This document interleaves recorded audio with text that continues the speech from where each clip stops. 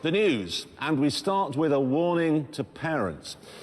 You probably think that your teenage children are buying these top-shelf magazines to look at this kind of thing, and you probably think that's normal, OK? Well, they're not. What they're actually looking at is that. They are cutting out pictures of this sort of car and taking them to the laboratory. I get confused with 911s. I never know where they all go. Is that a turbo? No, that's not. That is normally aspirated. So, wait a minute. The GT2's a turbo? Yes. And the turbo's a turbo, obviously. Yes. Why is a GT2 not a turbo, if it is a turbo? But it is a turbo. The GT2. Yes, why is it called a GT2 and not a turbo? Because the turbo's called a turbo.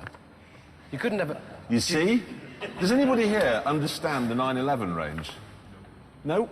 They're bored, aren't they? Yes. They've been making the same car for 13 years, and all they think to do is, well, call that one a GT3 and that one a GT2, and I'll have a turbo, a GT2, I'll have a GT1, a 959, put the engine in the back. God, it must be fun going into a Porsche dealership. Have a 911. It'd be like ordering breakfast in America. I just want eggs! Stop messing around and give me a Porsche! The problem is I once did drive a Bristol, and all I said in the road test was that it was that the handle that you pulled the glove box down with looked like it was made from the flex from a 1940s telephone, you know, that Harriet thing like that. That was it. You're banned. You're never driving another Bristol. I mean, it's not the end of the world. I wake up every morning and think, I'll go to work in the SL then. But we used to ring up Bristol and they'd pick up the phone and say, Bristol Cars, may I help you? And they now pick it up and say, Bristol Cars, do you know Jeremy Clarkson? And if you say yes, then you just get a click. A sort of very polite click. The second one, I can't quite understand this. It's a 206, it's another GTI, it's only the 138 brake horsepower one, slightly less powerful, but you'll notice it's an estate, a little tiny estate car. Now, that to me is pointless. More than that, it's a tragedy. I just can't see why you'd need that in your life. That's what the French call idiotique. Yes. Don't get it, don't like it. bloody hell, I'm going the wrong way. No, Jeremy, steering is something you do instinctively, isn't it? You don't think on the motor, I'm going to correct it. Stupid. It's like, I tell you what, I was driving my car, this was a Mercedes, OK? I was driving through East London this week and I got shot, OK? Now, the thing... I was shot. At last. Well, they didn't hit me, but they hit the... No, honestly, the windscreen... So what which? AK-47. I really like the look of it. Mm. You like it? Mm. You like it? Yes, Jeremy. No. You don't, do you? What's the matter with it? I do. I don't like that ready modified look. I think it should be one or the other, but that's just... You really do live in Gloucestershire, you, don't you? I do, I do. If it doesn't have a Massey Ferguson thing written on the front, you don't like it, do you? You don't look sturdy enough for me to stand no kind of treatment, and I bet it hasn't got a powered takeoff. It's something that doesn't happen very often, about once in a lifetime, the new Bristol. OK, this is the Bristol Fighter. Actually, it's the Bristol Fighter Mark II, because the first one was launched in 1916 and it was a biplane. But this looks quite a bit more promising. It's a two-door gull-wing supercar. It's going to cost £230,000, 210 miles per hour, V10 engine, 525 something brake horsepower. That's the same engine they put in a Dodge Viper, isn't it? Essentially, well, actually, no. Well, it's essentially the same, but it actually develops more power in a Bristol for some reason. How come? I don't know. Mahogany crankshaft or something traditional like that. But anyway, I loved Bristols when I was a kid for some perverse reason, and for... It's got a driver's knee airbag. Ooh. What? They've looked, haven't they, and they've thought, how many airbags have everyone else got? Oh, God, they've got one for the eyelashes, one for your ears, one for your ankles. We better do one for the knees. So it's got a knee airbag. It's got a colour rear-view camera. Oh, no. Primera's got a... Yeah, the camera. Nissan Primera. No, that's black and white. No, it's black and white. Oh, yeah? Yes, you have to get a more expensive television licence to reverse that car. 8 seconds. Right, the news. And we begin this week with a story about advertising. I have no idea how much advertising agencies charge big companies to come up with snappy strap lines for products. Must be millions and millions of pounds. I mean, the classic case in point for me was Sainsbury's. They went to their ad agency and they said, we want to get across a message that we sell good food, value for money, and it'd be nice to get the name of the company in as well. And the ad agency said, right, well, if you give us a couple of £1 million, we'll go to Mauritius for a month. And they came back with, good food costs less at Sainsbury's. I could have thought of that. It's not that clever, really, Or Coke is it. How much did they pay for Coke is it? It's a perfectly good idea. Get buses off the road and make them go down the river. And we've had a letter from a company this week saying they've built just such a thing. Look at that. It's a bus boat. There's a bus, goes down a river, and then it just pulls out at the far end. That's fantastic. It is. The bloke says he spent all his money on it and he wants backing. Well, you're not getting any from us, sunshine. We spend all our money on petrol and crisps. So we're not going to give you any money, but we do give you our backing. Anything that gets buses off the road's a good idea. This is a new service. It's called motor flirting. Motor what? Motor Flirting? flirting. And essentially, it boils down to this. Members display a discreet, it says discreet, sticker in the back window of their car with Motor Flirt logo on it. And then another member, when they see that and they think, he or she looks quite nice, they can contact this service and give them the registration number and they can send text messages to that person. This means a load of fat, ugly blokes are going to be sending each other text messages as they drive along. And him, these two will be texting each other. Let's have a look. No. You can get your dog in a hatchback. No, you can't.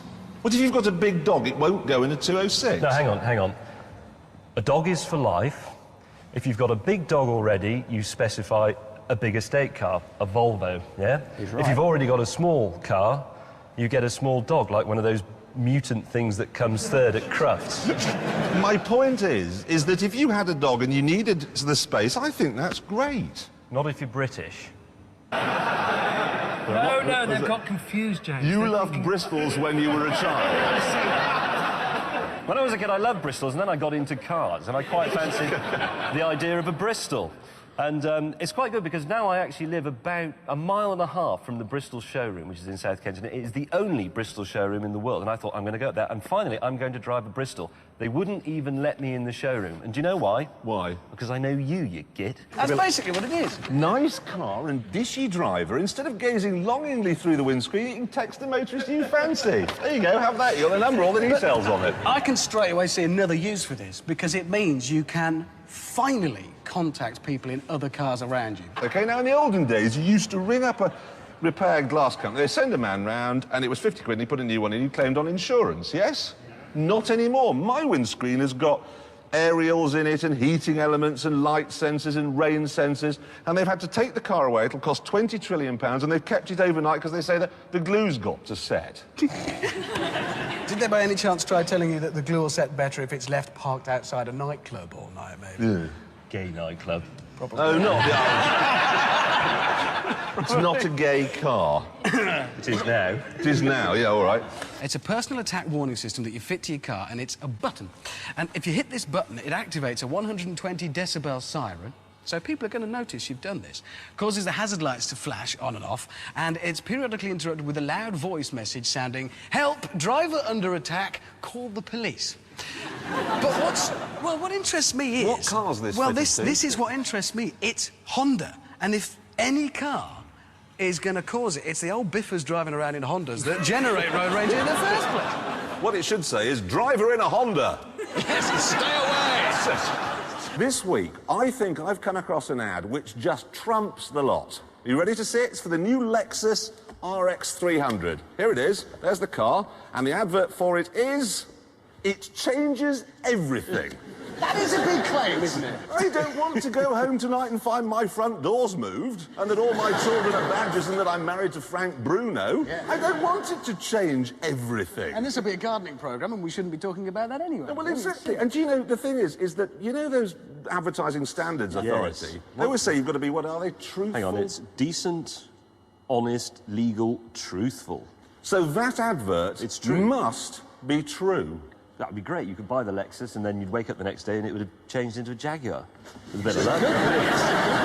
I think they're going to have a problem with that. We've had this mystery fax, OK? Came to the office, some telephone numbers and a picture. Yes. What would you say that was? It's a Lotus Esprit. Yeah, it's a Lotus. Anybody else? What is that? Esprit? Yeah. Now, this has actually come from the manufacturer. When you ring from Lotus, when you ring the number, they will say to you, "What's that picture that's come through on your fax machine?" And you'll say, "Oh, that's the Lotus Esprit." And the reason they're doing that is because they want to prove that this is their shape and then copyright it. How can they do that? Well, we can ensure they don't, OK? If you get one of these on your fax machine, ring the number, and when they say, "What's that picture?" you say, "That's a piece of double Gloucester." What have they got as being the most unreliable Well, cars, this is then? good fun, because according to them, the second least reliable make is Subaru. They never go wrong. They're the most reliable cars imaginable. I have never, in how long I've been doing this, 15 years, I've never had a letter from a Subaru owner, ever, saying my Subaru broke down. So, that No, is... no, what was number one? What's the most unreliable car, according to them? Toyota? It'll be I bet it's something like Lexus. Toyota and Nissan. Lexus. Jeep. Oh, Jeep was one. Yeah. Do you want that? Absolute rubbish. No, well, reality, I surely. thought that, so I rang Vauxhall up and I said, look, is it really going to look like that? He said, yes. If it doesn't, can I eat your dog? And he said, yeah, OK, you can eat my dog. I promise you, the three-door Astra, apart from the back end, which will be a little bit different, will look like that. It's fabulous. All those people who write in and say, you're only interested in expensive cars, you're damn right. The new Lamborghini Diamond. This has got a V10 5-litre... I'm going to have to go to the lavatory if I have to say V10 5-litre engine again. 500 brake horsepower, fantastic-looking thing. It's going to be on sale in Britain, I think, later this year. Prices are anticipated to be around £120,000. So it will be competing with the Ferrari 360. And actually, if its big brother, the Murcielago, is anything to go by, that will be, because they're owned by Audi now, aren't they? They are. That will be a stonking good car. You're on the motorway, say, it's not foggy, say, and somebody in front has, let's imagine their fog light on. Oh. You could send them a Yes. playful little text messages to the effect... Turn it off. Turn it off. 123-year-old man, turn Yes. it off. Yes. But it's lighter, it's lower, they firm up the suspension, lower the centre of gravity, more power, about 425 brake horsepower, 0 to 62 in 4.1 seconds. And it has got paddle shift, and before you bleat about, oh, no, like flappy gearboxes, it's actually quite good in that. It's I'm sorry, everyone. Have you driven this car? I have, yes. And what happened when you drove this car? Well, I crashed it. Tell the nice ladies and gentlemen about what happened. Well, I was going round a corner, and the next minute I went round lots and lots of corners very quickly. It was span it several times. Actually, this is why it's called the F360, this model. You drive along and you go... and then you do a 360. Do you know, you could be right. You could be right. We have managed to secure a photograph of next year's Astra. Who'd like to see what it looks like? Nope, not really. Not bothered. You would like to see? OK, fair enough. No! It is nice. It's unbelievably nice. Terrific. It'll never look anything like that at all. Right, reliability studies. We love these because no, we do because they tell us not, which is the fastest 0 to 60, but which cars break down and why. This is a good one. It's by a company called, I think, reliabilityindex.com. Or something, Internet. which possibly isn't the best of starts. But this makes interesting reading. What is it? They're going to stop making the Beetle. And that's it. It's not The new That is fantastic. No, It's not the that old good, one. is it? They're still making it till the 30th of July, and then it stops forever. And why is that so Why good, do you really? hate it so much? Alistair Darling, who's the Transport Secretary, has said that he doesn't want people all taking their children to school at 8 o'clock in the morning. Well, now, look, darling, that's kind of when school starts. You know, it's not like you take your child to school and say, well, I'm going to take it at 3 in the morning because it's nice and quiet. All that through, has he? There's going to be a lot of headmasters saying, Clarkson, you're early.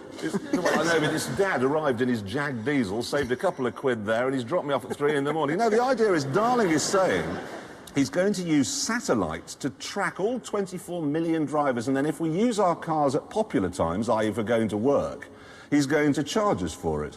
This is good news for all of us. If you want a free Vectra... Sorry, Well, it Jim. would need to be. Yes. Vauxhall are doing... I've got this right. I've read it several times over. If you ring a telephone number, Vauxhall will deliver to you, to your house, a Vectra. Drop it off.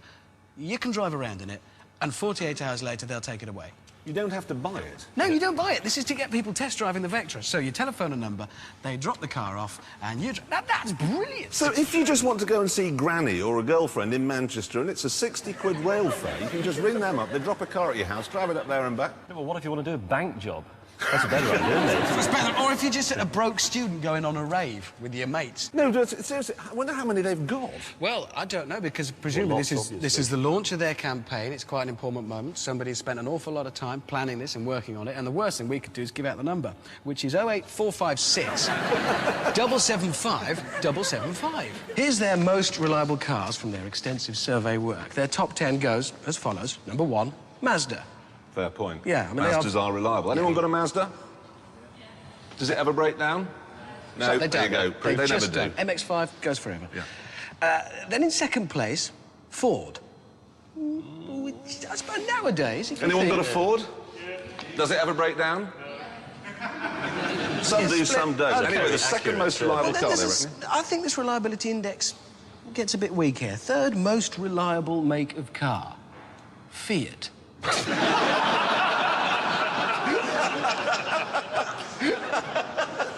I mean, then it's got, you know, Honda, Volkswagen, Mercedes, Toyota, BMW, Volvo, all the people expect. But in third place, Fiat. Well, the speediest means of communication known to man. Well, I have this vision. Whenever I'm in my office and I'm working away on something, I hear that little click, the fax machine's going, I think, ooh, a fax. He sits down and it goes, dear Mr. May, and I think, fantastic, your car, oh, my car, what's that? Has been, what, entered for a Reader's Digest drawer, stolen. But they also go on to give us some top tips for avoiding road rage. 1, don't buy a Honda. Good start. Another one would be, don't drive so damn slowly. Let's have a look. I want to see these. These are top tips from Honda on how to avoid road rage, OK? Acknowledge your mistake if you've made one with a wave or say sorry. I wave a lot in the car. I wave. I make Little lots of signals. hand signals at people in Hondas. Twice as cross as you. Don't lose your temper. It says here as well, do not rise to any challenges while you are driving. What, like a duel? Or maybe... That's it, sir. Your driving has angered me. I demand satisfaction. I can't see that happening, sir. You don't know what it is yet. That's a blind date noise, isn't it? It was a horrible noise. I thought they were deflating What the is entire this? audience. What's collapsing. the sad news? The sad news is this. Right, diesel engines. There were only 3 manufacturers who managed to hold on to sense and not put diesel engines in their car. They were Honda, well, they They've weakened gone. and did it. Saab weakened and did it. The last one has announced officially they've weakened, they've gone, and it's Jaguar. Oh no! I know, it's terrible. Error. They're putting a... You're all right, Jeremy. Quite nasty. That is a horrific piece of Well, news. they're doing a V6 one in the S-Type, and then there's a little 4-cylinder diesel going into the X-Type, which, of course, has nothing to do with Ford. No, of course, Jaguar, yeah, no, it won't be a Ford engine. I want to make that absolutely plain. It's a Jaguar engine in every way. Yeah. But if you pick away at Jaguar, it might say Ord underneath. Yeah. I don't know whether to put a sticker on it. But I just have worries about this. Jaguar's stealthy, sleek. Is it going to work? Have a look at this. We've got one in to have a look at, and we'll get an idea if it's going to work. It's a stick. Yeah. Oh, dear.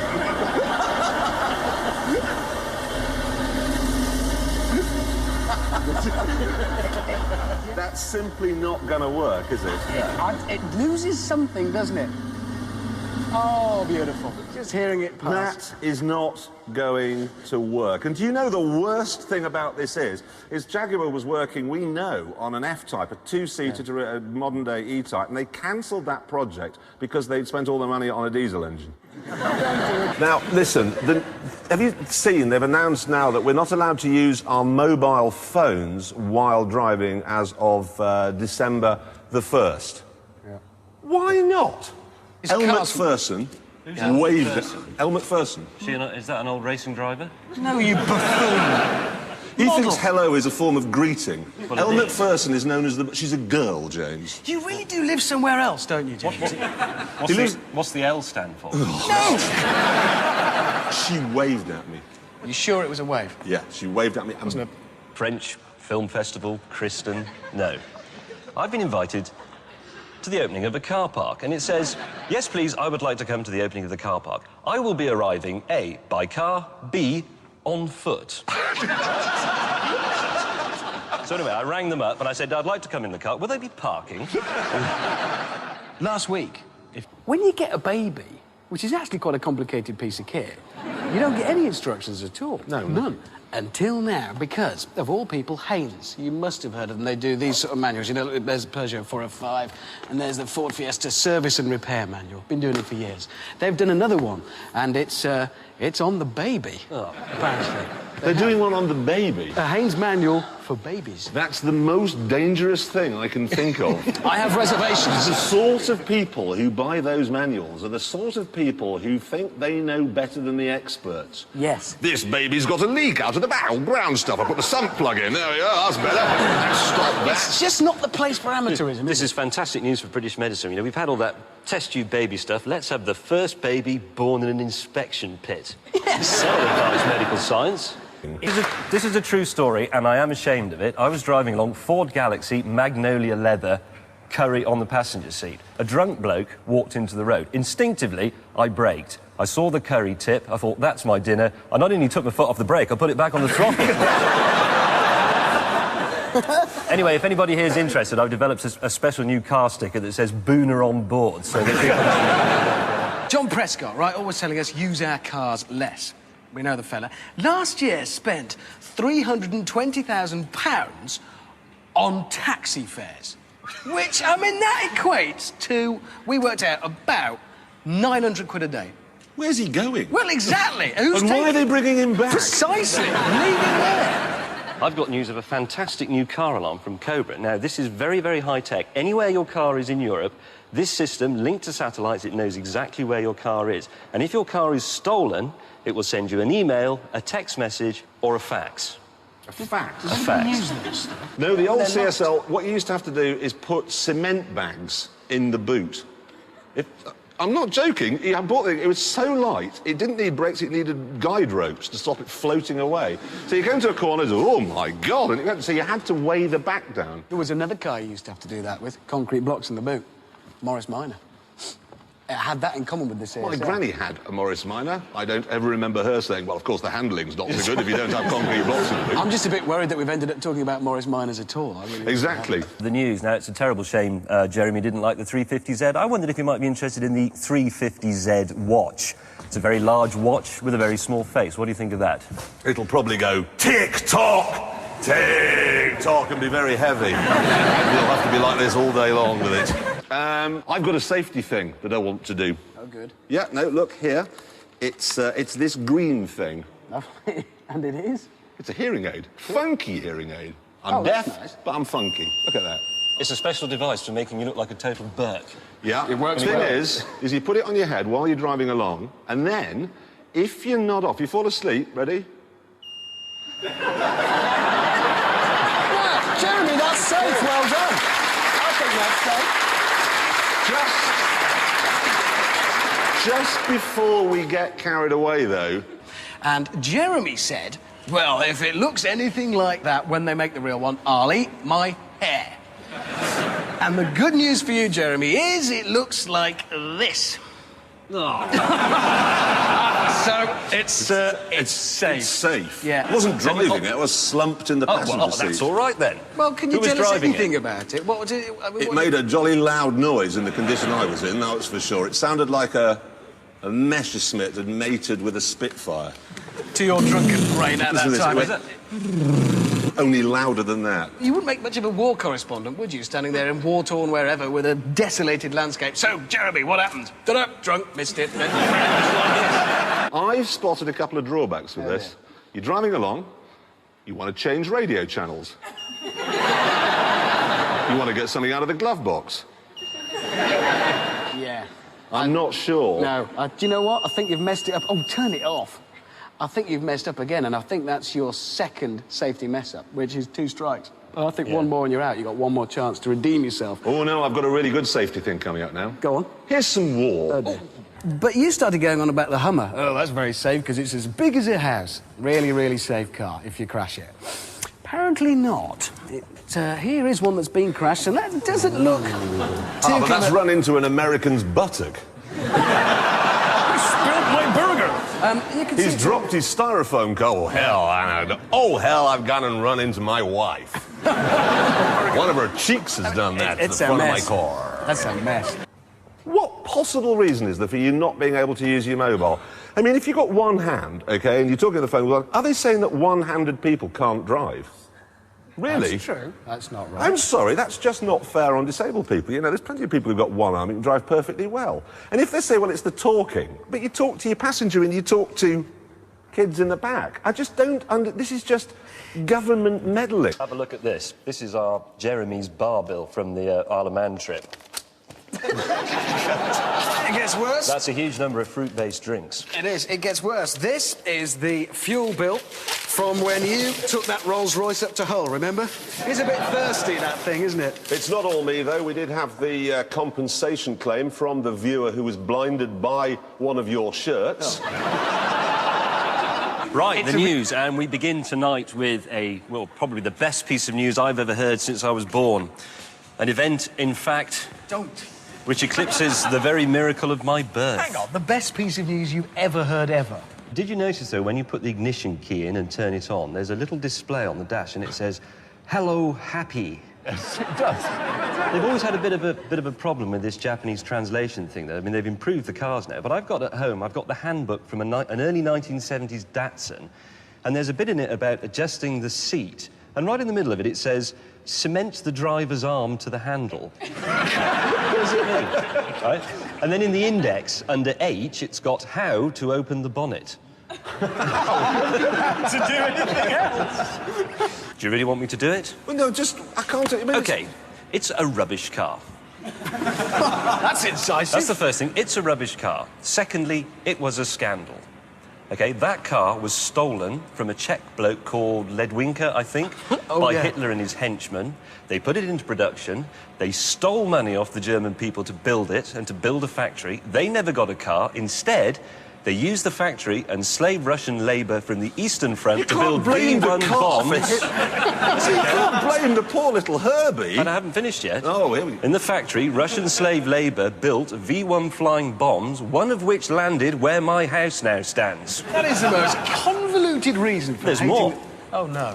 Does anybody own a Beetle? No, Yes. nobody's going to... Right. Are you happy driving around in a mass murderer's personal biff about? You are. Well, what? I mean, I don't understand it. It's completely wrong. It's gone and you're rejoicing. I'm chuffed a bit. And I couldn't care less. Have to say me neither, but, you know... What's the loser got for us this week, Well, loser? you big oaf. I've got the following. More good news, actually, for you. Because a while ago we saw, well, Vauxhall showed us the new Astra. Well, at least what they said it was going to look like. We've got a picture of it here. Now, that we all agreed, I think we are all agreed, is a fantastic-looking thing. No, it wasn't shooing me away or anything. Nasty She man. waved at me and I saw David Coulthard, and I've got surprising news on that. Oh, yeah? You know Men in Black? You know the film, Men in Black? Well, it's just got the basic premise is there are aliens living on Earth disguised as humans. Now, David Coulthard, don't you think? With that cheek, I've always suspected that if you peel away his overalls, he's actually got flippers. This is great and lovely, and all those people you met, that's smashing. And I am quoting now, OK? "You can't build yourself out of the problem that we face," said Darling. "It would be astronomically expensive, environmentally damaging, and I doubt if we could actually do it." Now, look. When you had the Air Ministry in 1940 watching the Luftwaffe come over, they didn't say, "I doubt we can do anything about that, frankly. We'll just let them..." Or you'd have Francis Drake playing bowls. "I doubt we can do anything about the Spanish Armada. There's millions of them." It's not the spirit, is it? In fact, I've got a simple message which I want to deliver in a new Labour way to Darling, OK? Ready? For your plan?